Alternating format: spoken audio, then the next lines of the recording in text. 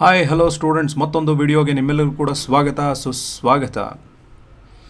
ಇಂದು ನಾವು ಯಾವ ಒಂದು ವಿಷಯದ ವಿಶ್ಲೇಷಣೆಯನ್ನು ನಾವು ನೋಡ್ತಾ ಇದ್ದೇವೆ ಅಂತ ಹೇಳಿದ್ರೆ, 4ನೇ ಸೆಮಿಸ್ಟರ್ BCom ಬ್ಯಾಂಗ್ಳೂರು ಸಿಟಿ ಯೂನಿವರ್ಸಿಟಿಯಲ್ಲಿ ಬರ್ತಕ್ಕಂತಹ ಕನ್ನಡ ಹೆಚ್ಚದೆ ಹಿಗ್ಗದೆ ಇದ್ದರೆ ಲೋಕಕ್ಕೆ ಮೆಚ್ಚು ಅಂತಕ್ಕಂಥ ಒಂದು ಕೀರ್ತನೆಯನ್ನು ಅಥವಾ ಕೀರ್ತನೆಯ ವಿಶ್ಲೇಷಣೆಯನ್ನು ನಾವು ನೋಡ್ತಾ ಹೋಗೋಣ.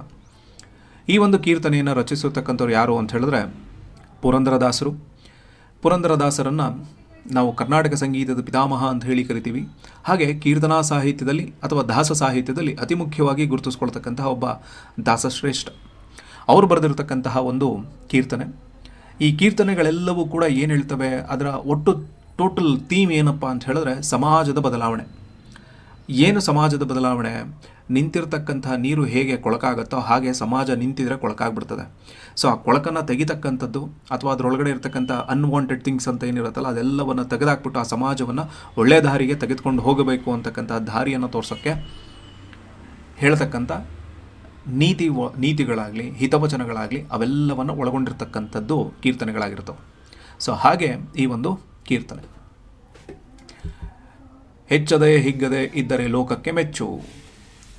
ಸೊ ಇಲ್ಲಿ ಸಂಪತ್ತು ಅಂತ ಹೇಳಿದ್ರೆ, ಸಂಪತ್ತು ಇನ್ ದ ಸೆನ್ಸ್ ಹಣ, ಧನ, ಏನು ಬೇಕಾದ್ರೂ ಕರ್ಕೋಬೋದು.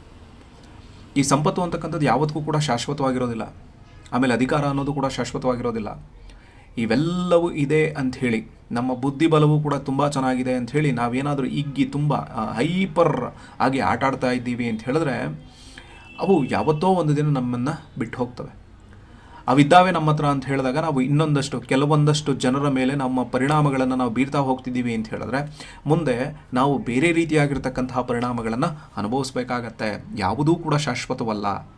ನಿಮ್ಮ ಹತ್ರ ಇರ್ತಕ್ಕಂಥದ್ದು ಯಾವುದೂ ಕೂಡ ಶಾಶ್ವತವಲ್ಲ ಅಂತಕ್ಕಂಥ ಹಿನ್ನೆಲೆಯಲ್ಲಿ ಈ ಒಂದು ಕೀರ್ತನೆಯನ್ನು ಅರ್ಥ ಮಾಡ್ಕೊಳ್ಳೋದಕ್ಕೆ ಸಾಧ್ಯ ಆಗತ್ತೆ. ಕೀರ್ತನೆಗಳು ಹೀಗಿದಾವೆ. ನೆಚ್ಚದಿರಿ ಭಾಗ್ಯ ಯಾರಿಗೂ ಸ್ಥಿರವಲ್ಲ, ನಿಶ್ಚಯವು ಎಚ್ಚರಿಕೆ, ಹೆಚ್ಚದೆ ಹಿಗ್ಗದೆ ಇದ್ದರೆ ಲೋಕಕ್ಕೆ ಮೆಚ್ಚು, ಕೇಳು ಎಚ್ಚರಿಕೆ. ಇಲ್ಲಿ ಮನುಷ್ಯ ಅಂತಕ್ಕಂಥವನೇ 100 ವರ್ಷ ಬದುಕ್ತಾನೆ, ಅದಾದಮೇಲೆ ಸಾಯ್ತಾನೆ. ಹಾಗಾದರೆ ಮನುಷ್ಯನಿಗೆ ಈ ಪ್ರಪಂಚದ ಮೇಲೆ ಇರ್ತಕ್ಕಂಥ ಶಾಶ್ವತವಾಗಿರ್ತಕ್ಕಂಥ ಒಂದು ಸ್ಥಾನವೇ ಇಲ್ಲ ಅಂತ ಹೇಳಿದ ಮೇಲೆ ನಾವು ಈ ಸಂಪತ್ತಾಗಲಿ, ಅಧಿಕಾರ ಆಗಲಿ, ಶಕ್ತಿ ಆಗಲಿ, ಬುದ್ಧಿಶಕ್ತಿ ಇವ್ಯಾವು ಕೂಡ ಶಾಶ್ವತ ಅಲ್ಲ. ಆದರೆ ಅವನ್ನೇ ನಂಬ್ಕೊಂಡು ಯಾಕೆ ನಾವಿರಬೇಕು? ಇವೆಲ್ಲದಕ್ಕಿಂತ ಮುಖ್ಯವಾಗಿ ಏನು ಬೇಕು ನಮಗೆ ಅಂತ ಹೇಳಿದ್ರೆ ಮನುಷ್ಯನಿಗೆ ಮುಖ್ಯವಾಗಿರ್ತಕ್ಕಂಥದ್ದು ಮನುಷ್ಯತ್ವ. ಅದನ್ನು ಪಡ್ಕೊಂಡು ಎಲ್ಲರನ್ನೂ ಕೂಡ ಸಮಾನವಾಗಿ ನಾವು ನೋಡ್ತಾ ಇದ್ದೀವಿ ಅಂತ ಹೇಳಿದಾಗ ಏನಾಗುತ್ತೆ, ಎಲ್ಲರನ್ನ ಸಮಾನವಾಗಿ ನೋಡ್ತೀವಿ. ಹಾಗಿದ್ದಾಗ ಈ ಲೋಕದ ಒಳಗಡೆ ನಾವು ಬದುಕೋದಕ್ಕೆ ಒಂದು ರೀತಿಯಾಗಿರ್ತಕ್ಕಂಥ ಅರ್ಹತೆಯನ್ನು ಪಡ್ಕೊಂಡಿದ್ದೀವಿ ಅನ್ನೋ ರೀತಿನಲ್ಲಾಗತ್ತೆ. ಆವಾಗ ಹೇಳ್ತಾರೆ ಏನು, ಸಂತೋಷ ಬಂದಾಗ ಹಿಗ್ಗೋದಾಗಲಿ, ದುಃಖ ಬಂದಾಗ ಕುಗ್ಗೋದಾಗಲಿ ಅಲ್ಲ, ಎರಡು ಬಂದಾಗಲೂ ಕೂಡ ನಾವು ಸಮಾಂತರವಾಗಿ ಅವನ್ನು ಬ್ಯಾಲೆನ್ಸ್ ಮಾಡ್ತಾ ಹೋಗಬೇಕು. ಆ ಬ್ಯಾಲೆನ್ಸ್ ಮಾಡಿದಾಗ ಈ ಲೋಕದಲ್ಲಿ ನಾವಿರೋದಕ್ಕೂ ಕೂಡ ಒಂದು ಸಾರ್ಥಕತೆಯನ್ನು ಪಡ್ಕೊಂಡಂಗೆ ಆಗತ್ತೆ. ಸೊ ಅದು 2 ಲೈನ್ನ ಅರ್ಥ. ಪೊಡವಿಪನ ಒಲುಮೆಯ ಕಡು ನೆಚ್ಚಿ ಗರ್ವದಿ ನಡೆಯದಿರೆಚ್ಚರಿಕೆ, ಕೊಡನ ಅಂದಕ ಪತ್ತು ನಡೆವಂತೆ ಅಧಿಕಾರ ಕಡೆಯಲ್ಲಿ ಎಚ್ಚರಿಕೆ, ಕಡು ಚಳಕನು ತಾನು ಎನ್ನುತ್ತ ಪರರ ಅವಗಡಿಸದಿರೆಚ್ಚರಿಕೆ, ಬಡಬಗ್ಗರ ಬಾಯಿ ಬಡಿದು ಪಾಪದಿ ಹೆಜ್ಜೆ ಇಡಬೇಡ ಎಚ್ಚರಿಕೆ. ಪೊಡವಿಪ ಅಂತ ಹೇಳಿದ್ರೆ ರಾಜ. ನೋಡಪ್ಪ, ರಾಜ ಆಳ್ತಕ್ಕಂಥ ಈ ಸಮಾಜವನ್ನು ಅಥವಾ ಈ ಒಂದು ದೇಶವನ್ನು ಅಥವಾ ಈ ಒಂದು ರಾಜ್ಯವನ್ನು ಆಳ್ತಕ್ಕಂಥ ರಾಜ ನನ್ನ ಪರವಾಗಿದ್ದಾನೆ ಅಂತ ನಾನೇನಾದರೂ ತಿಳ್ಕೊಂಬಿಟ್ಟು ಹೆಂಗೆ ಬೇಕಾದರೂ ನಾನು ಆಟ ಆಡಿಕೊಂಡು ಹೇಗೆ ಬೇಕಾದರೂ ನಾನು ಗರ್ವದಿಂದ ನಡ್ಕೊಂಡು ಹೋಗ್ಬಿಡ್ತೀನಿ ಅಂತ ಹೇಳಿದ್ರೆ ಸಾಧ್ಯ ಆಗೋದಿಲ್ಲ. ಯಾಕೆ? ಆ ರಾಜನ ಪದವಿಯೂ ಕೂಡ ಯಾವತ್ತೋ ಒಂದಿನ ಹಳ್ದೋಗ್ಬಿಡುತ್ತೆ. ಅದನ್ನು ನಂಬ್ಕೊಂಡು ನಾನು ಹೇಗೆ ಬೇಕಾದರೂ ಹಾಡಕ್ಕೆ ಹೋಗಬಾರ್ದು. ಹಾಡಕ್ಕೆ ಹೋದರೆ ನನ್ನ ಸ್ಥಾನ ಅನ್ನೋದು ನಾವು ಯಾವತ್ತಾದರೂ ಕಳ್ಕೊಳ್ತೀನಿ. ಯಾಕೆ? ನಾನೇ ಶಾಶ್ವತ ಅಲ್ಲ ಅಂತ ಹೇಳಿದ್ರೆ ರಾಜನ ಪದವಿಯೂ ಕೂಡ ಶಾಶ್ವತ ಇರುತ್ತಾ? ಅದು ಕೂಡ ಶಾಶ್ವತ ಅನ್ನೋದು ಇರೋದೇ ಇಲ್ಲ. ಹಾಗೆ ಈ ಅಧಿಕಾರ ಅನ್ನೋದಾಗಲಿ ಹೇಗೆ ಅಂತ ಹೇಳಿದ್ರೆ, ಒಬ್ಬ ಕುರುಡ ಯಾವುದೋ ಒಂದು ಕಡೆ ನಡ್ಕೊಂಡು ಹೋಗಬೇಕಾದಾಗ ತಲೆ ಮೇಲೆ ಒಂದು ಬಿಂದಿಗೆ, ಈ ಬಿಂದಿಗೆಯನ್ನು ಇಟ್ಕೊಂಡು ನಡ್ಕೊಂಡು ಹೋಗ್ತಾ ಇದ್ದಾನೆ ಅಂತ ಅಂದಾಗ ಅವನು ಕರೆಕ್ಟಾಗಿ ಅವನು ಹೋಗಿ ಸೇರಬೇಕಾಗಿರ್ತಕ್ಕಂತಹ ಜಾಗವನ್ನು ಸೇರೋಕ್ಕಾಗತ್ತಾ? ಆಗೋದಿಲ್ಲ. ಕುರುಡನಿಗೆ ಆ ಜಾಗ ಹೇಗೆ ಹೋಗಬೇಕು ಅಥವಾ ಎತ್ತ ಹೋಗಬೇಕು ಗೊತ್ತೇ ಆಗೋದಿಲ್ಲ. ಹಾಗೆ ಎಲ್ಲೋ ಹೋಗೊಂದು ಕಡೆ ಬೀಳ್ಬೋದು ಅಥವಾ ತಲೆ ಮೇಲಿರೋದು ಬೀಳ್ಬೋದು. ಹಾಗೆ ಅಧಿಕಾರ ಅನ್ನೋದು ಕೂಡ ಇವತ್ತಿರುತ್ತೆ, ನಾಳೆ ಬಿದ್ದೋಗ್ಬಿಡತ್ತೆ. ಯಾವುದಕ್ಕೆ? ಒಬ್ಬ ಕುರುಡ ಹೇಗೆ ತನ್ನ ಸ್ಥಾನವನ್ನು ತಲುಪೋದಕ್ಕಾಗೋದಿಲ್ವೋ ಹಾಗೆ ಅಧಿಕಾರ ಅನ್ನೋದು ಕೂಡ ಶಾಶ್ವತವಾಗಿ ನೆಲೆ ನಿಂತ್ಕೊಳ್ಳೋದಿಲ್ಲ. ಇದರ ಜೊತೆಗೆ ಕಡು ಚಳಕನು ತಾನು ಎನ್ನುತ್ತಾ ಪರರ ಅವಗಡಿಸದಿರೆಚ್ಚರಿಕೆ. ಕಡು ಚಳಕ ಅಂತ ಹೇಳಿದ್ರೆ ನಾನೇ ಬುದ್ಧಿವಂತನಪ್ಪ, ನನಗೆ ಬಿಟ್ರೆ ಇನ್ಯಾರಿಗೂ ಗೊತ್ತಿಲ್ಲ, ನನ್ನಷ್ಟು ಬುದ್ಧಿವಂತ ಇನ್ಯಾರೂ ಇಲ್ಲ, ನಾನೇ ಬುದ್ಧಿವಂತ, ನನಗೇ ಎಲ್ಲ ತಿಳಿದಿದೆ ಅಂಥೇಳಿ ಅಹಂಕಾರದಿಂದ ಇತರರ ಬಗ್ಗೆ ನಾವು ಹೇಳ್ಸಕ್ಕೆ ಹೋಗಬಾರ್ದು. ಇವತ್ತು ಯಾವುದೋ ಒಂದು ಹಂತದಲ್ಲಿರ್ತಕ್ಕಂಥವನು ನಾಳೆ ದಿನ ಇನ್ಯಾವುದೋ ಮಟ್ಟಕ್ಕೆ ಬೆಳ್ಕೊಂಡ್ಬಿಟ್ಟಿರ್ತಾನೆ. ಯಾಕೆ? ಅವನಿಗೆ ಆ ಹಂತವು ಬದಲಾವಣೆಯನ್ನು ಕಳಿಸ್ತಾ ಹೋಗುತ್ತೆ. ಸೊ ಆದ್ದರಿಂದ ಯಾರ ಮುಂದೆ ನಮ್ಮ ಅಹಂಕಾರವನ್ನಾಗಲಿ ಗರ್ವವನ್ನು ತೋರಿಸ್ಕೊಳ್ಳೋದಕ್ಕೆ ಹೋಗಬಾರದು. ಅದ್ರ ಜೊತೆಗೆ ಶೋಷಿತರಾಗಲಿ, ದೀನದಲಿತರಾಗಲಿ, ಬಡಬಗ್ಗರ ಬಳಿ ಇರೋದನ್ನು, ಬಡಬಗ್ಗರ ಬಳಿ ಏನೇನಿದೆಯೋ ಅದೆಲ್ಲವನ್ನು ಕಿತ್ಕೊಳ್ಳೋದಕ್ಕೆ ನಾವು ಮುಂದೆ ಆಗಬಾರ್ದು. ಕಿತ್ಕೊಂಡು ಅವರನ್ನು ಹಿಂಸಿಸೋಕ್ಕೆ ಹೋಗಲೇಬಾರ್ದು. ಇವೆಲ್ಲವೂ ಕೂಡ ಏನು ಅಂತ ಹೇಳಿದ್ರೆ ನಾವು ಮಾಡ್ತಾ ಇರ್ತಕ್ಕಂತಹ ಪಾಪಕರ್ಮಗಳಾಗ್ಬಿಡ್ತಾವೆ. ಆದ್ದರಿಂದ ಅವ್ರ ಹತ್ರ ಇರ್ತಕ್ಕಂಥದ್ದನ್ನು ನಾವು ಕಿತ್ಕೊಳ್ಳೋದಕ್ಕೆ ಹೋಗಲಿ, ಏನೂ ಮಾಡೋಕ್ಕೆ ಹೋಗಬಾರ್ದು. ಅವ್ರ ಪಾಡವ್ರದ್ದು, ನಮ್ಮ ಪಾಡು ನಮ್ಮದು ಅನ್ನೋ ರೀತಿಯಲ್ಲಿರಬೇಕು. ಅಂದರೆ ಎಲ್ಲವೂ ಕೂಡ ಯಾರೋ ನಮ್ಮ ಜೊತೆಲಿದ್ದಾರೆ. ಅಧಿಕಾರ ಶಾಶ್ವತವಾಗಿರ್ತದೆ, ಬುದ್ಧಿ ಅನ್ನೋದು ನನ್ನ ಹತ್ರ ಶಾಶ್ವತವಾಗಿರ್ತದೆ, ಅವನ ಹತ್ರ ಕಿತ್ಕೊಂಡ್ರೆ ಸಂಪತ್ತು ನನ್ನ ಹತ್ರ ಶಾಶ್ವತವಾಗಿರ್ತದೆ. ಯಾವುದು ಕೂಡ ಶಾಶ್ವತವಾಗಿರೋದಿಲ್ಲ. ಒಂದಲ್ಲ ಒಂದು ದಿನ ಅದು ಕಳ್ಕೊಂಡ್ಬಿಡ್ತೀವಿ. ದೊರೆ ಎನ್ನ ಬಲವು ಸುಸ್ಥಿರವೆಂದೆಲ್ಲರ ಹಾಗೆ ತರವಲ್ಲ ಎಚ್ಚರಿಕೆ. ಉರಗನ ಮುತ್ತಿ ಕಟ್ ಇರುವೆಯ ಕೊರೆವಂತ ತೆರನಪ್ಪುದೆಚ್ಚರಿಕೆ. ಕರವ ಮುಗಿದು ಸಜ್ಜನರಿಗೆ ಶಿರಬಾಗಿ ಚರಿಸುತ್ತಿರೆಚ್ಚರಿಕೆ. ಸಿರಿ ಎಂಬ ಸೊಡರಿಗೆ ಮಾನ್ಯರ ಅವಮಾನ ಬಿರುಗಾಳಿ ಎಚ್ಚರಿಕೆ. ಮತ್ತೆ ಅದನ್ನೇ ತೆಗೆದುಕೊಂಡಿದ್ದಾರೆ ಮೊದಲನೇ ಲೈನಲ್ಲಿ. ಅಂದರೆ ರಾಜಾ ಪದವಿ, ರಾಜನ ಪದವಿ, ಅಧಿಕಾರದ ಪದವಿ ಯಾವುದು ಕೂಡ ಶಾಶ್ವತವಲ್ಲ. ಹಾಗೆ ಈ ರಾಜ ಅಂತಕ್ಕಂಥವನಾಗಲಿ, ಅವನ ಅಧಿಕಾರ ಹೊಂದಿದ್ದಾನೆ ಅಂತ ಅಂದ್ಕೊಳ್ಳೋದಾಗಲಿ, ಅದು ಯಾವುದು ಕೂಡ ಶಾಶ್ವತವಾಗಿರೋದಿಲ್ಲ. ಅಥವಾ ಶಾಶ್ವತವಾಗಿರುತ್ತೆ ಅಂತ ನಾವೇನಾದರೂ ನಂಬ್ಕೊಂಡು ಬೇರೆಯವರೊಂದಿಗೆ ವೈರತ್ವವನ್ನು ಸಾಧಿಸ್ಕೊಂಡ್ಬಿಟ್ರೆ ಏನಾಗುತ್ತೆ? ಆ ಶತ್ರುತ್ವ ಬೆಳೀತಾ ಹೋಗುತ್ತೆ. ಬೆಳೆಯೋದ್ರಿಂದ ಏನಾದರೂ ಆ ಶತ್ರುತ್ವ ಅನ್ನೋದು ಕಡಿಮೆ ಆಗುತ್ತಾ? ಆ ಶತ್ರುತ್ವ ಅನ್ನೋದು ಕಡಿಮೆ ಆಗೋದೇ ಇಲ್ಲ. ಹೇಗೆ ಕಡಿಮೆ ಆಗೋದಿಲ್ಲ ಅಂತ ಹೇಳಿದ್ರೆ, ಹಾವಿಗೆ ಕಟ್ಟಿರುವೆಗಳು ಹೇಗೆ ಮುತ್ಕೊಳ್ತವೆ? ಈಗ ಹಾವಿಗೆ ಏನೋ ಒಂದು ಆಗಿರುತ್ತೆ, ಏನಪ್ಪ ಎಲ್ಲೋ ಒಂದು ಕಡೆ ಗಾಯನೋ ಏನೋ ಆಗಿರುತ್ತೆ. ಆ ಗಾಯ ಏನೋ ಆಗಿದೆ ಅಂತ ಹೇಳಿದಾಗ ಆ ಗಾಯದ ರುಚಿಯನ್ನು ಅಥವಾ ರಕ್ತದ ರುಚಿಯನ್ನು ನೋಡ್ಕೊಂಡಿರ್ತಕ್ಕಂಥ ಇರುವೆಗಳೇನು ಮಾಡ್ತವೆ? ಅದನ್ನು ತಂದು ಮುತ್ಕೊಂಡ್ಬಿಡ್ತಾವೆ. ಮುತ್ಕೊಳ್ಳೋದ್ರ ಮೂಲಕ ಅದು ಸಾಯೋವರೆಗೂ ಬಿಡೋದಿಲ್ಲ ಆ ಇರುವೆಗಳು, ಹೆಂಗೆ ಒದ್ದಾಡಿದ್ರು ಏನು ಮಾಡಿದ್ರು ಕೂಡ. ಹಾಗೆ ಶತ್ರುತ್ವ ಅನ್ನೋದು ಕೂಡ ನಮ್ಮನ್ನು ನಾಶ ಮಾಡಿಬಿಡುತ್ತೆ. ಆ ಶತ್ರುತ್ವವನ್ನು ಯಾವುದ್ರ ಮೂಲಕ ಪಡ್ಕೊಳ್ತಾ ಇದ್ದೀವಿ? ರಾಜನ ಪದವಿ ಅನ್ನೋದ್ರ ಮೂಲಕವಾಗಿ, ಅಧಿಕಾರದ ಮೂಲಕವಾಗಿ ನಾವು ಕಟ್ಕೊಂಡ್ಬಿಡ್ತೀವಿ. ಅದು ಆಗಬಾರ್ದು. ಉರುಗ ಅಂದರೆ ಉದ್ದವಾಗಿರ್ತಕ್ಕಂತಹ ಒಂದು ಹಾವಿಗೆ ಸಣ್ಣದಾಗಿರ್ತಕ್ಕಂಥ ಒಂದು ಇರುವೆ ಯಾವ ರೀತಿ ಕಷ್ಟವನ್ನು ಕೊಟ್ಟು ಅದನ್ನು ಹಿಂಸಿಸುತ್ತೆ, ಹಾಗೆ ಶತ್ರುತ್ವ ಅನ್ನೋದನ್ನು ಪಡ್ಕೊಂಬಿಟ್ರೆ ಕೊನೆಯವರೆಗೂ ಆ ಶತ್ರುತ್ವ ಹಾಗೆ ಉಳ್ಕೊಂಡು ಹೋಗ್ಬಿಡತ್ತೆ.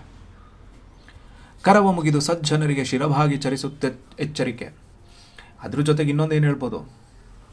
ಒಳ್ಳೆ ಜನರು, ಸಜ್ಜನರು ಅಂತ ಹೇಳಿ ಗುರುತಿಸ್ಕೊಂಡಿರ್ತಾರಲ್ವ, ಅವ್ರ ಮುಂದೆ ನಾವು ನಮಸ್ಕಾರ ಮಾಡಿಕೊಂಡು ತಲೆಯನ್ನು ಬಾಗಿಸಿದ್ರೆ ಅದರಿಂದ ನಾವೇನೂ ಕಳ್ಕೊಳ್ಳೋದಿಲ್ಲ. ನಮ್ಮ ಗೌರವವನ್ನು ನಾವು ಹೆಚ್ಚಿಸ್ಕೊಳ್ತಾ ಹೋಗ್ತೀವಿ. ಯಾಕೆ? ಒಳ್ಳೆ ಜನರ ಎದುರಿಗೆ ನಾವು ಸಜ್ಜನನೋ ದುರ್ಜನನೋ ಗೊತ್ತಿಲ್ಲ, ಆದರೆ ಆ ವ್ಯಕ್ತಿ ಮುಂದೆ ನಾವು ಅವನಿಗಿಂತ ನಾವು ಕಡಿಮೆ ಇರ್ತಕ್ಕಂಥವ್ರು, ಅಲ್ಪರು ಅಂತ ಹೇಳಿ ಅನ್ನಿಸ್ಕೊಂಡಾಗ ನಮ್ಮ ಅಂತಸತ್ವ ಇನ್ನೂ ಬೆಳೀತಾ ಹೋಗುತ್ತೆ. ಆದ್ದರಿಂದ ಸಜ್ಜನರಿಗೆ ನಾವು ತಲೆಯನ್ನು ಬಾಗಿದ್ರೆ ಒಳ್ಳೆಯದು ಅಂತ ಹೇಳಿ ಹೇಳ್ತಾರೆ. ಶ್ರೀಮಂತಿಕೆ ಅಂತಕ್ಕಂಥದ್ದು, ಸಿರಿ ಅಂತಿದೆಯಲ್ಲ ಇಲ್ಲಿ, ಆ ಸಿರಿ ಅಂತಕ್ಕಂಥದ್ದು ಯಾವಾಗಲೂ ಕೂಡ ಶಾಶ್ವತ ಅಲ್ಲ. ಆ ಸಿರಿ ಇದ್ದಾಗ ನಾವು ಹೆಂಗೆ ಬೇಕು ಆಡಂಬರವಾಗಿ ನಡ್ಕೊಂಡು ಹೋಗ್ಬಿಡ್ತಿರ್ತೀವಿ. ಆದರೆ ಸಿರಿ ಅಂತಕ್ಕಂಥದ್ದು ಶಾಶ್ವತವಲ್ಲ. ಯಾವತ್ತೋ ಒಂದಿನ ಅದು ನಮ್ಮನ್ನು ಬಿಟ್ಟು ಹೋಗ್ಬಿಡುತ್ತೆ. ಹೇಗೆ? ದೀಪ ಇದ್ದಾಗ ತುಂಬ ಚೆನ್ನಾಗಿ ಏನಾಗುತ್ತೆ? ಉರಿತಾ ಹೋಗ್ತಾ ಇರುತ್ತೆ. ಆ ದೀಪಕ್ಕೆ ನಾವು ಬತ್ತಿಯನ್ನು ಹಾಕಿ, ಎಣ್ಣೆಯನ್ನು ಹಾಕಿ, ಬೆಂಕಿಯನ್ನು ಹಚ್ಚಿ ಅಥವಾ ಆ ಜ್ಯೋತಿಯನ್ನು ಬೆಳಗ್ತೀವಿ. ಎಲ್ಲಿವರೆಗೂ ಅದು ಪ್ರಕಾಶಮಾನವಾಗಿ ಬೆಳಗ್ತಾ ಇರುತ್ತೆ? ಅದರೊಳಗಡೆ ಎಣ್ಣೆ ಎಲ್ಲಿವರೆಗೂ ಇರುತ್ತೆ ಅಲ್ಲಿವರೆಗೂ ಬೆಳಗ್ತಾ ಇರುತ್ತೆ. ಅದಾದಮೇಲೆ ಆರೋಗ್ಬಿಡುತ್ತಲ್ವ. ಹಾಗೆ ಸಿರಿವಂತಿಕೆ ಅನ್ನೋದು ಎಲ್ಲಿವರೆಗೂ ಅದನ್ನು ಸಸ್ಟೈನ್ ಮಾಡ್ಕೊಳ್ಳೋಕೆ ಸಾಧ್ಯ ಇರುತ್ತೋ ಅಲ್ಲಿವರೆಗೂ ಇರುತ್ತೆ. ಅದಾದಮೇಲೆ ನಮ್ಮಿಂದ ದೂರ ಹೋಗಿಬಿಡುತ್ತೆ. ಆದ್ದರಿಂದ ಅಧಿಕಾರ ಆಗಲಿ, ನಾವೇ ಶಾಶ್ವತ ಅಂದ್ಕೊಳ್ಳೋದಾಗಲಿ, ಶ್ರೀಮಂತಿಕೆ ಅನ್ನೋದು ಕೊನೆಯವರೆಗೂ ಇರುತ್ತೆ ಅಂದ್ಕೊಳ್ಳೋದಾಗಲಿ, ಅವ್ಯಾವು ಕೂಡ ಇರೋದಿಲ್ಲ. ಅವು ನಮ್ಮಿಂದ ದೂರ ಆಗುವಂಥವೆ. ಅವೆಲ್ಲವೂ ಕೂಡ ಅಶಾಶ್ವತವಾದವು. ಲೋಕ ಅಪವಾದಕ್ಕೆ ಅಂಜಿ ನಡೆಯುವುದು ವಿವೇಕ ಕೇಳೆಚ್ಚರಿಕೆ. ನಾಗೇಶಗಾದರೂ ಬಿಡದ ಅಪಕೀರ್ತಿ ಪರಾಕು ಕೇಳು ಎಚ್ಚರಿಕೆ. ಕಾಕು ಜನರ ಚಾಡಿ ನೀ ಕೇಳಿ ಕೋಪೋದ್ರೇಕ ಬೇಡ ಎಚ್ಚರಿಕೆ. ಭೂಖಾಂತ ನಡಗುವಳು ನಿಷ್ಠೂರವಾದ ವಾಕು ಬೇಡೆಚ್ಚರಿಕೆ. ನಾವು ಒಳ್ಳೆ ದಾರಿಯನ್ನು ಬಿಟ್ಟು ಕೆಟ್ಟ ದಾರಿಯನ್ನು ಹಿಡ್ಕೊಂಡಿದ್ದಾಗ ನಮಗೆ ಯಾರಾದರೂ ಬೇರೆಯವರು ಟೀಕ್ಸಿದ್ರೆ, ಕ್ರಿಟಿಕ್ ಮಾಡಿದ್ರೆ ಅಥವಾ ಕ್ರಿಟಿಸೈಸ್ ಮಾಡಿದಾಗ ನಾವು ಆ ತಪ್ಪನ್ನು ತಿದ್ಕೊಂಡು ಒಳ್ಳೆ ದಾರಿಗೆ ಹೋಗ್ತೀವಲ್ವ, ಅದನ್ನು ವಿವೇಕ ಅಂತ ಹೇಳ್ತಾರೆ. ಆ ವಿವೇಕವನ್ನು ಹೇಳ್ತಕ್ಕಂಥದ್ದನ್ನು ಕೇಳಿಕೊಂಡು ನಾವು ನಡೆಯೋದು ಕೂಡ ಒಳ್ಳೆಯದೇ. ಹಾಗೆ ಇಂದ್ರನಿಗೂ ಕೂಡ ಶಾಪ ಮತ್ತು ಅಪಕೀರ್ತಿ ಅಂತಕ್ಕಂಥದ್ದು ಯಾವತ್ತೂ ಬಿಟ್ಟೇ ಇಲ್ಲ. ಇನ್ನು ನಮ್ಮಂಥವ್ರಿಗೆ ಬಿಡತ್ತಾ? ನಮ್ಮಂಥವ್ರಿಗಂತೂ ಬಿಡಕ್ಕೆ ಸಾಧ್ಯನೇ ಇಲ್ಲ. ಕೆಟ್ಟ ಜನರ ಚಾಡಿ ಮಾತನ್ನು ಕೇಳಿಕೊಂಡು ಕೋಪಗೊಳ್ಳೋದು ಯಾಕೆ ಕೋಪ ಮಾಡ್ಕೋಬೇಕು? ಅವ್ರವ್ರು ಹಾಗೇ ಮಾತಾಡ್ತಾರೆ ಅಂತ ನಾವು ಬಿಟ್ಬಿಡ್ಬೇಕು. ಆ ಚಾಡಿ ಮಾತುಗಳನ್ನು ಅವ್ರು ಕೇಳ್ತಾರೆ, ಅವರಿಂದ ನಮಗೇನೋ ಒಂದಾಗತ್ತೆ. ಬೇಡ, ಅವ್ರಿಗೇನಾದರೂ ಮಾತಾಡ್ಕೊಳ್ಳಿ, ಆ ಚಾಡಿ ಮಾತುಗಳನ್ನು ಬೇರೆಯವ್ರು ಕೇಳ್ಕೊಳ್ಳಿ, ನಮಗೆ ಯಾಕೆ? ಅದರಿಂದ ನಾವು ನಮ್ಮ ಕೋಪಗಳನ್ನು ಹೆಚ್ಚು ಮಾಡಿಕೊಂಡು ಇನ್ನೊಂದೇನೋ ಅನಾಹುತವನ್ನು ಯಾಕೆ ನಾವು ಮಾಡ್ಕೊಳ್ಬೇಕು? ಆದ್ದರಿಂದ ಆ ಕಡೆ ಯೋಚನೆ ಮಾಡೋಕ್ಕೆ ಹೋಗಬಾರ್ದು. ಹಾಗೆ ಮುಖಕ್ಕೆ ಹೊಡೆದ ಹಾಗೆ ಅಥವಾ ನಿಷ್ಠೂರವಾಗಿ ಮಾತಾಡ್ತೀವಿ ಅಂತ ಹೇಳಿದ್ರೆ ಅವರನ್ನು ಲೋಕವಿರೋಧಿ ಅಂತ ಹೇಳಿ ಮಾತಾಡ್ತೀವಿ. ಆ ರೀತಿ ನಿಷ್ಠೂರವಾಗಿರ್ತಕ್ಕಂತಹ ಮಾತುಗಳನ್ನು ಕೂಡ ನಾವು ಮಾತಾಡೋಕ್ಕೆ ಹೋಗಬಾರ್ದು. ಹೇಗೆ? ನಯವಾಗಿ ಮಾತಾಡಬೇಕು. ಅಂದರೆ ಹೇಳ್ತಕ್ಕಂಥ ವಿಚಾರಗಳನ್ನು ಸಮಾಧಾನವಾಗಿ ನಯವಾಗಿ ಹೇಳಿದಾಗ ಏನಾಗುತ್ತೆ, ಆವಾಗ ಆ ಮಾತುಗಳನ್ನು ಕೇಳ್ಕೊಳ್ತಾರೆ. ನಿಷ್ಠೂರವಾಗಿ ನಾವೇನಾದರೂ ಮಾತಾಡ್ತೀವಿ ಅಂತ ಹೇಳಿದ್ರೆ ಭೂಮಿ ತಾಯಿಯೇ ಒಂದು ರೀತಿ ನಡುಗೋಗ್ಬಿಡ್ತಾಳೆ. ಆದ್ದರಿಂದ ಯಾವ ಸಂದರ್ಭದಲ್ಲಿ ಹೇಗಿರಬೇಕು ಅಂತಕ್ಕಂಥ ಎಚ್ಚರಿಕೆಯನ್ನು ನಾವು ಇಟ್ಕೊಂಡಿರಬೇಕು ಅನ್ನೋದನ್ನು ಹೇಳ್ತಾರೆ. ನಳ ಮಾಂದಾತರೇನಾದರೆಂಬುದ ನೀ ತಿಳಿದು ನೋಡು ಎಚ್ಚರಿಕೆ, ಅಳಿವುದು ಕಾಯವು ಉಳಿವುದೊಂದೇ ಕೀರ್ತಿ ಇಳಿಯೊಳಗೆ ಎಚ್ಚರಿಕೆ, ಅಳಲಿಸಿ ಪರರನ್ನು ಗಳಿಸಿ ತಂದ ಅರ್ಥವು ಉಳಿಯದು ಎಚ್ಚರಿಕೆ, ಉಳಿದ ಅಲ್ಪಕಾಲದಿ ಧರ್ಮದ ಆದಿಯ ಅಳಿಯಬೇಡು ಎಚ್ಚರಿಕೆ. ನಳ ಮಹಾರಾಜನಾಗಲಿ ಅಥವಾ ಮಾಂಧಾತರಾಗಲಿ ಎಲ್ಲ ಇದ್ದರೂ ಸಾಮಾನ್ಯ ಜನರಂತೆ ಅವರು ಎಲ್ಲವನ್ನ ಕಳೆದುಕೊಳ್ಳಿಲ್ಲ. ಎಷ್ಟೆಷ್ಟು ದೊಡ್ಡ ಮಹಾನ್ ರಾಜರುಗಳಾಗಿದ್ದವರೇ ಕೂಡ ಕೊನೆಗೆ ಒಂದು ದಿನ ಏನೂ ಇಲ್ಲದೆ ಅಂತ ನಿರ್ಗತಿಕರಾಗಿರ್ತಕ್ಕಂತಹ ಒಂದು ಸಂದರ್ಭವನ್ನು ಕೂಡ ಅವರು ಪಡ್ಕೊಂಡ್ಬಿಟ್ಟಿದ್ರು. ಅಂದರೆ ಸಂಪತ್ತು, ಅಧಿಕಾರ, ಶಕ್ತಿ ಯಾವುದೂ ಕೂಡ ಶಾಶ್ವತ ಅಲ್ಲ. ಹಾಗೆ ನನ್ನ ದೇಹ ಅನ್ನೋದು ಇದೆಯಲ್ಲ, ಅದು ಕೂಡ ಶಾಶ್ವತವಾಗಲ್ಲ. ಅದು ಯಾವತ್ತೋ ಒಂದು ಸತ್ತು ಹೋಗ್ಬಿಡತ್ತೆ. ಆ ದೇಹಕ್ಕೆ ಶಾಶ್ವತತೆ ಅನ್ನೋದಿಲ್ಲ, ಅದು ಒಳಗೋಗ್ಬಿಡತ್ತೆ. ಆದರೆ ಈ ದೇಹದ ಮೂಲಕವಾಗಿ ಮಾಡಿರ್ತಕ್ಕಂತಹ ಒಳ್ಳೆಯ ಕೆಲಸಗಳಿರ್ತಾವಲ್ವ, ಆ ಒಳ್ಳೆಯ ಕೆಲಸಗಳು ಕೀರ್ತಿಯನ್ನು ಹೆಚ್ಚಿಸ್ತಾ ಹೋಗುತ್ತೆ. ನಾನು ಸತ್ತಾಗಲೂ ನನ್ನ ಹೆಸರು ಇರಬೇಕು. ಎಲ್ಲಿ? ಈ ಭೂಮಿ ಒಳಗಡೆ ಇರುತ್ತೆ. ಯಾವಾಗ ನಾನು ಒಳ್ಳೆಯ ಕೆಲಸಗಳನ್ನು ಮಾಡಿ 4 ಜನಕ್ಕೆ ಒಳ್ಳೆಯದನ್ನು ಮಾಡಿದಾಗ ಮಾತ್ರ ಈ ದೇಹಕ್ಕೆ ಒಂದು ಕೀರ್ತಿ ಅನ್ನೋದು ಸಿಗತ್ತೆ. ನಾನು ಮಾಡಿರ್ತಕ್ಕಂತಹ ಸಾಧನೆ ಅದನ್ನು ಹೇಳುತ್ತೆ. ಬೇರೆಯವರಿಂದ ಕಿತ್ತು ತಂದು ಸಂಪತ್ತು ನಮ್ಮ ಬಳಿ ಉಳಿಯೋದಿಲ್ಲ. ಬೇರೆಯವ್ರ ಹತ್ರದಿಂದ ಕಿತ್ಕೊಂಬಂದರೆ ನಮ್ಮ ಹತ್ರ ಆ ಸಂಪತ್ತು ಅರ್ಥ ಅಂತ ಹೇಳಿದ್ರೆ ಹಣ ಅನ್ನೋದಾಗಲಿ ಸಂಪತ್ತು ಆಗಲಿ ನನ್ನ ಹತ್ರ ಉಳಿಯೋದಿಲ್ಲ. ಯಾಕೆ? ಅದು ಬೇರೆಯವ್ರದ್ದು.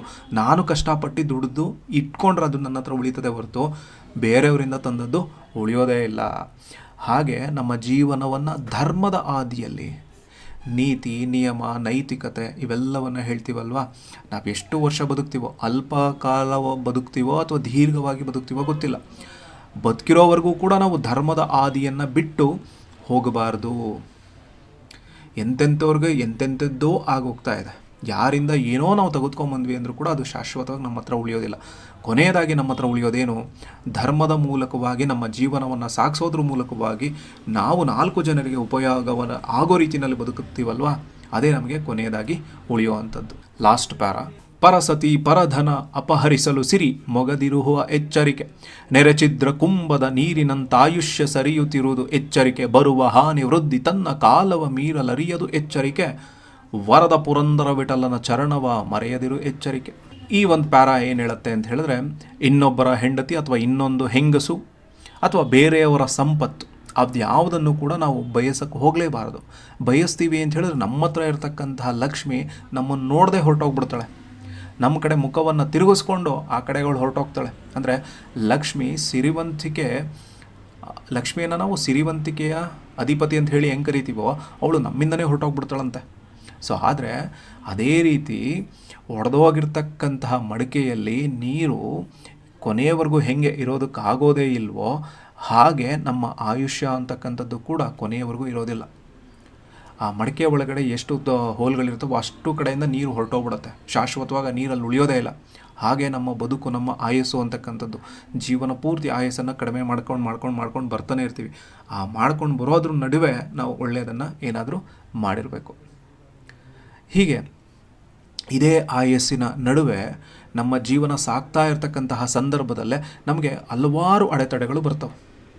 ಆ ಅಡೆತಡೆಗಳು ಬರ್ಬೋದು, ಅಥವಾ ಅದರ ಮಧ್ಯದಲ್ಲೇ ನಮಗೆ ಒಳ್ಳೆಯ ಕಾಲಗಳೂ ಬರ್ಬೋದು, ಅಥವಾ ನಮ್ಮ ಬದುಕು ಇನ್ನೂ ಅಭಿವೃದ್ಧಿ ಆಗ್ತಕ್ಕಂತಹ ಸಂದರ್ಭವೂ ಬರ್ಬೋದು. ಎಲ್ಲವೂ ಕೂಡ ಯಾವ ಟೈಮಲ್ಲಿ ಬರುತ್ತೆ ಅಂತ ಹೇಳಿದ್ರೆ ಸಮಯಕ್ಕೆ ತಕ್ಕಂತೆ ನಡೀತಾ ಹೋಗುತ್ತೆ. ನಾವು ಈ ಟೈಮ್ಗೆ ಹಿಂಗೆ ಆಗಬೇಕು, ಆಗ್ಬೋದು, ಆಗ್ದಲೇನೂ ಇರ್ಬೋದು. ಆ ಸಮಯಕ್ಕೆ ತಕ್ಕಂಗೆ ಅದು ಏನಾಗಬೇಕೋ ಅದು ಆಗ್ತಾ ಹೋಗುತ್ತೆ. ಆದರೆ ನಮ್ಮ ಕೈಯಲ್ಲಿ ಇವ್ಯಾವೂ ಕೂಡ ಇಲ್ಲ. ಅಂದರೆ ಪ್ರತಿಯೊಂದನ್ನೂ ಕೂಡ ಲೌಕಿಕ ಜೀವನದಲ್ಲಿ ನಾವು ಹೇಗಿದ್ದೀವಿ, ನಾವು ಹೇಗೆ ಮುಗ್ಗರಿಸ್ತಾ ಇದ್ದೀವಿ, ನಾವು ಹೇಗೆ ಬೀಳ್ತಾ ಇದ್ದೀವಿ ಅನ್ನೋದನ್ನು ಹೇಳ್ತಾ ಹೋಗ್ತಾ ಇದ್ದಾರೆ. ಅದರ ಜೊತೆಗೆ ಕೊನೆಯದಾಗಿ ಏನು ಹೇಳ್ತಾರೆ, ಪುರಂದರ ವಿಠಲನ್ನ ಮರಿಬಾರದು. ಯಾವುದನ್ನು ನಾವು ಮರೆತ್ರೂ ಈ ಪುರಂದರ ವಿಠಲನ ಪಾದ ಚರಣವನ್ನು ಮರೆಯೋಕ್ಕೆ ಹೋಗಲೇಬಾರದು. ಯಾಕೆ? ಇವನಿರೋದ್ರ ಮೂಲಕವಾಗಿ ನಮ್ಮ ಬದುಕು ಸುಂದರವಾಗಬೇಕು ಅಂತ ಹೇಳಿದ್ರೆ ಪುರಂದರ ವಿಠಲನನ್ನು ನೆನೆಯಬೇಕು. ಆದ್ದರಿಂದ ಈ ಬದುಕು ಅಂತಕ್ಕಂಥದ್ದು ಹಿಗ್ಗೋದು ಅಲ್ಲ, ಕುಗ್ಗೋದು ಅಲ್ಲ, ಸಮಾನಾಂತರವಾಗಿ ನಡೀತಕ್ಕಂಥದ್ದು. ಆ ಸಮಾನಾಂತರವಾಗಿ ನಡಿಬೇಕು ಅಂತ ಹೇಳಿದ್ರೆ ನಾವು ಪುರಂದರ ವಿಠಲನನ್ನು ತುಂಬ ಆಳದಲ್ಲಿ ಅವನನ್ನು ನೆನೀತಾ ಹೋಗಬೇಕು ಅನ್ನೋ ಹಿನ್ನೆಲೆಯಲ್ಲಿ ಈ ಒಂದು ಕೀರ್ತನೆಯನ್ನು ನಾವು ನೋಡೋದಕ್ಕೆ ಸಾಧ್ಯತೆ ಇದೆ. Thank you.